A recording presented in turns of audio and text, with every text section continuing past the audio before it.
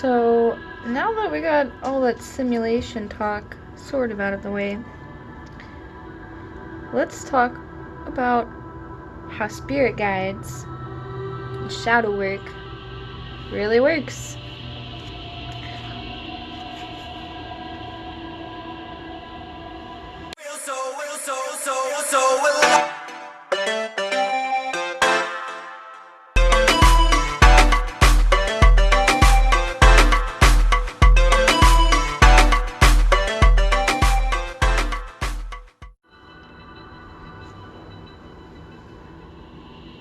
Inner child work. Justice, battling demons, and things that just hold you back. So, going over some like the basics of shadow work, it really involves some like digging within yourself mostly, seeking answers from outside sources sometimes, and using your intuition and inner wisdom to guide you. Now, I'll probably go over this in a few episodes because there's a lot of elements to shadow work, and really it depends on you individually and things that you've gone through and experienced. But the best thing it sounds cheesy, it really does, but the best thing I can tell you to do is start with a journal. Write things down, write things that, you remember, things that really affected you dramatically and things that you may not have realized affected you dramatically but had some type of negative impact on your life. Just write those thoughts down, write those notes down, and just think about them. Don't dwell on it. Don't sit there and, obsess over negative thoughts. That's not necessarily what it is. But you want to be able to observe those thoughts and think about those things and analyze them. And once you write them down, the next step is to realize that you yourself are the observer. We're all here experiencing spiritual experiences in a human body. So, with that in mind, nothing really happens to you. Everyone around you is a spirit guide. The people you interact with, the things that get you thinking about, other possibilities in life, or just even yourself. And you won't always realize who these people are and what they have to teach you, but everyone's here for a reason. Coincidences are for silly people. There's no such thing as coincidences. Everything happens for a reason. I am living proof of that, and I'll go over that in other videos if you want proof.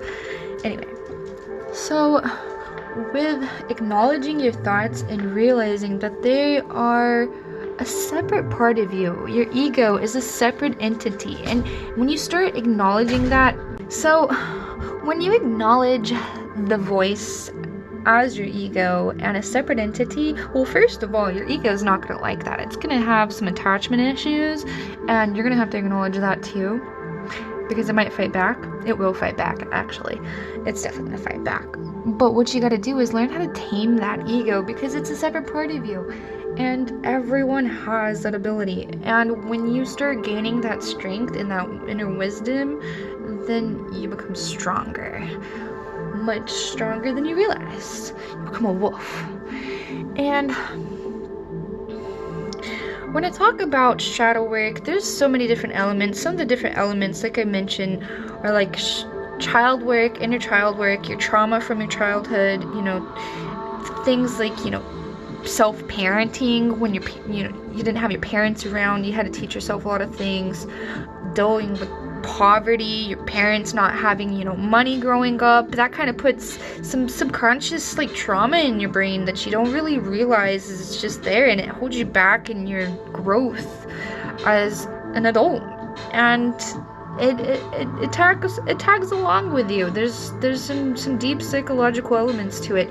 But when your able to tackle these things yourself. I mean, I have never had a therapist. We're not gonna go down the road of like self-therapy, because some people do need some, outside help. I'm not gonna say that everyone should just therapist themselves, but there's definitely ways to tame that voice of yours and just acknowledge that your trauma, they're all experiences. I have gone through some really bad things in my life, and we can talk about them individually. I won't exactly bring them up here on this video because I'm not going to be a Debbie Downer, but I have gone through some shit in my life. So I'm living proof that you can manifest anything you want in this damn world. And there was just a lot of barriers in society in general, in the collective, that was holding a lot of people back. And those barriers, you're gonna realize you're gonna dissipate really, really rapidly. And as those barriers dissipate, you're gonna learn more about yourself. Everyone has manifestation powers. There's CIA documents. I'll link them here so you can go and read all this stuff about manifestation. But before you get into manifestation and the laws of vibration, the laws of attraction, and finding things that really you want out of life, you gotta tackle the shadow elements of yourself, the negative things that hold you back, because that's gonna set your intentions off.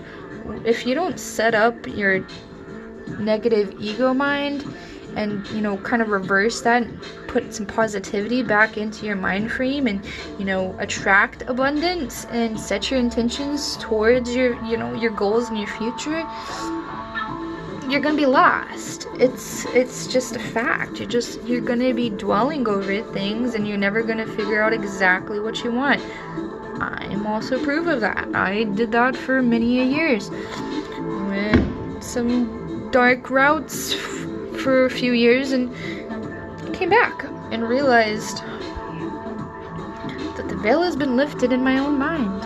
Everything in this world is about interpretation, and interpreting those negative things that happen to yourself individually and to others in your life, and just realizing that they're not necessarily things that you have to attach to, but they're things that you can learn from. Whether you do or you don't actually learn from that's up to you. But shadow work is the first step to being the true you. So tackling self-doubt, that's a big one. Seeking justice, that's another really big one.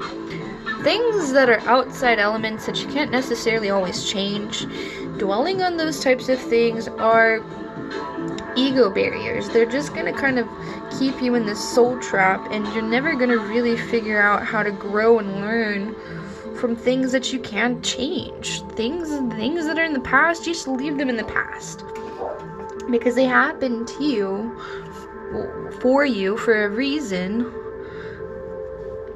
It's an experience. It's something to learn from, just like everything else. Depends on you, though, and how you take it. But dealing with things such as like childhood trauma, like I said, parents divorcing, poverty issues, just being detached from money, just having this negative outlook about money, and just the entire world is just, it's gonna keep you in this low vibration and keep, like I said, a soul trap. It's literally a soul trap. And what I can do is just have like a series where we tackle these things individually, because some of them are pretty particular. I'll probably have like quite a bit of episodes that go along after this, and if you guys want to reach out to me and see what we can do about your individual shadow work, we can set something up.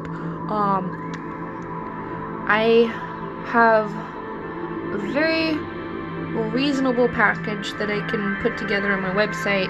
And I also have some really good, videos and readings that are free resources that you can look through and kind of dwell on. And we can see what we can do to, work through some of those elements together, and what's really holding you back from figuring out what your intentions are, because not everyone even knows what they want out of life, or they think they don't. And then when they start doing their shadow work, they start realizing what they wanted, and things just kind of come a lot easier for you, a lot more natural. They start going with the flow, the laws of vibration. Things just become easier, I promise you. So let's tackle the shadow work on our childhood trauma, work on our money issues, parenting issues, our narcissistic issues, our ego issues, and then, very important note, ego death. That's the tricky part. Ego death, I went through an intense ego death. Like, I was crying I'm a pretty spiritual being, so I'm pretty attached to this planet anyway, but I had a really intense ego death, so I was just, honestly, I was crying for like 2 weeks straight over I don't even know, but it was like everything. I was just crying. And it's an intense pain. I have gone through some trauma in my life. I will tell you what, ego death, that is something else. So if you really, I don't know why you wouldn't, want to get your shit together, be prepared for ego death, because that is one of the most intense things to go through. So do some background research on what ego death is like too. I'll probably cover that in maybe one of my next videos, just to kind of prepare you guys for some of the deeper stuff, because that stuff can get pretty heavy. So now that you at least understand the basic concepts of what shadow work really means, you can play around with it, see how it works with you. And there's other elements that go along with shadow work. Shadow work itself isn't necessarily just going to work on its own. You want to put balance back into your life through your gut as well, and exercise, and just balancing things out, and learning how to put a energy force field around yourself, especially if you're an empath, because some of that spiritual growth can be pretty hard if you're an empath, because some people just feed off of other people's energies. It's just something that most people, I'm pretty sure, are capable of, because of the laws of attraction, the laws of vibration anyway. I can't necessarily prove that, but a lot of people kind of feed off of those energies and don't even realize it too. So that's something to maybe even think about with your shadow work, and seeing if there's outside elements of the world that affect you deeply more than internal things, and see how those can be reflected back internally, and see if those external things might actually be eternal, vice versa, stuff like that. Just think about it. Anyway, I will kind of leave it at there, just kind of leave it as basic talk about shadow work, because that's what this is, and then we'll go into more depth about working on childhood trauma, poverty issues, money issues, and restoring balance in your life, and then ego death. We'll talk about ego death. That's an important one too. You guys have a good one. Oh, and don't forget to hit that like and subscribe button. Peace.